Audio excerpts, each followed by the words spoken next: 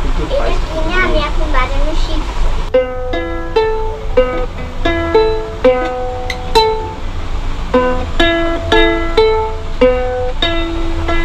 নতুন দিয়ে শুরু করলে ফিলটা ভালো থাকে, যেহেতু নতুন দিয়ে শুরু করাই ভালো।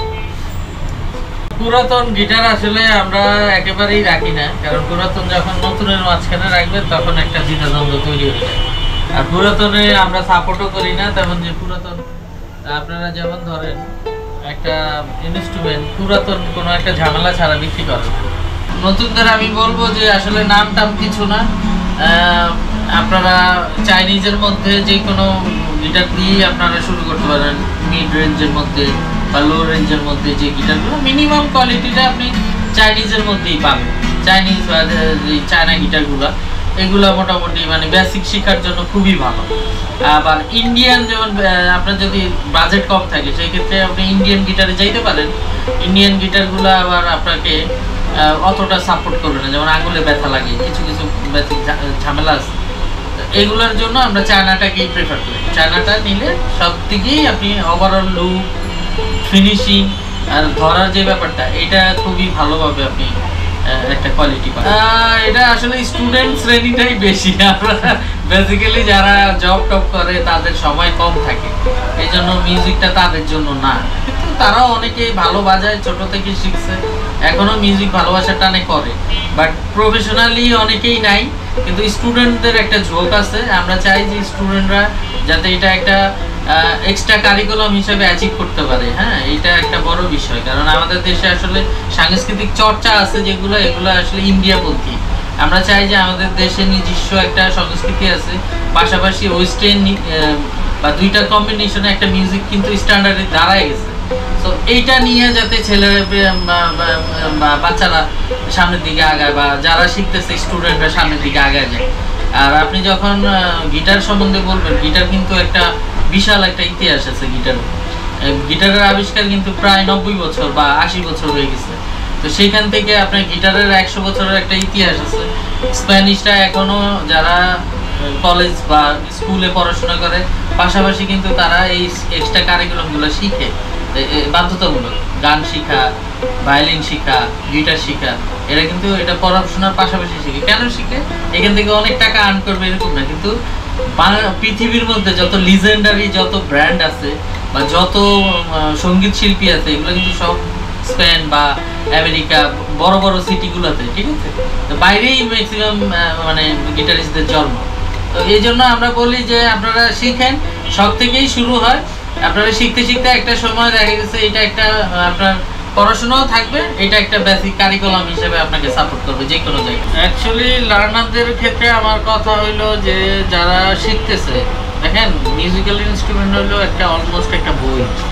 এখানে নোটেশনের বিষয় আছে, সুরের ব্যাপার আছে, তো এটা একটা পড়াশোনার বিষয়। এটা অনুশীলনটা আপনার যেটা দিয়ে সহজ হবে সেটাই আপনাকে অ্যাবজর্ব করতে হবে।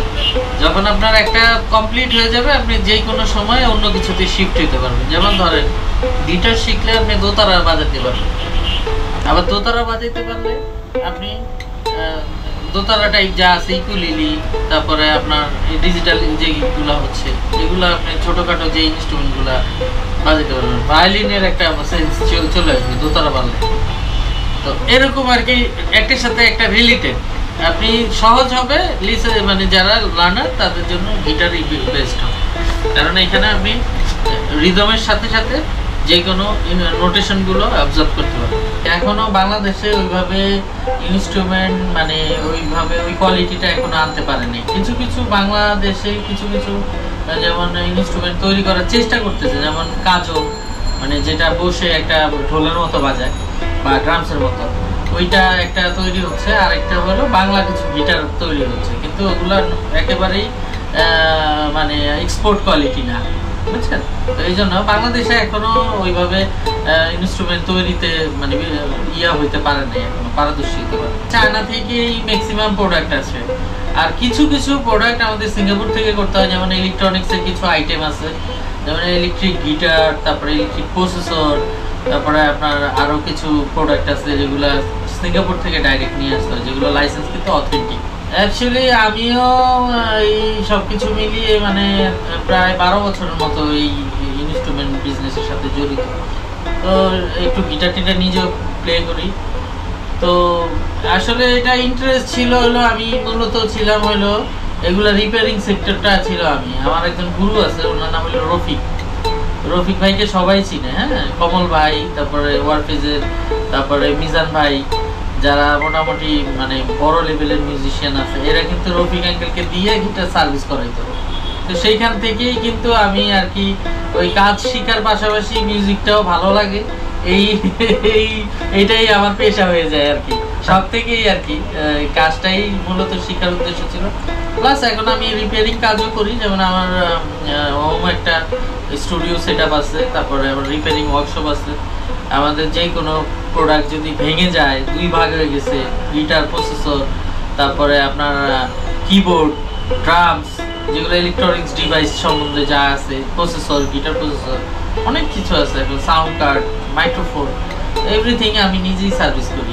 আমাদের সাথে যোগাযোগ করার মাধ্যম হলো আমার ফেসবুক আইডি আছে বাবুনীল, আর আমার কন্ট্যাক্ট নাম্বার 01618591677। কন্ট্যাক্ট নাম্বারে হোয়াটসঅ্যাপ আছে, যে কেউ চাইলে একদম বাসায় বসেও কিন্তু আমাদের থেকে প্রোডাক্ট ডেলিভারি নিতে পারবে। আমাদের এম হচ্ছে যে নতুনদের সাথে আমাদের সরাসরি একটা কানেক্টিভিটি থাকবে।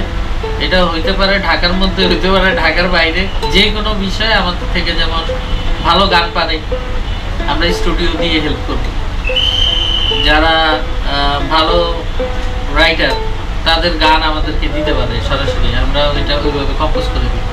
তো থাকা যাবে না বা থামা যাবে না। যারা আপনারা নতুন, যারা ভবিষ্যতে মিউজিকের সাথে রিলেশন তৈরি হবে, তাদের জন্য আমাদের সবসময় সাপোর্ট থাকবে।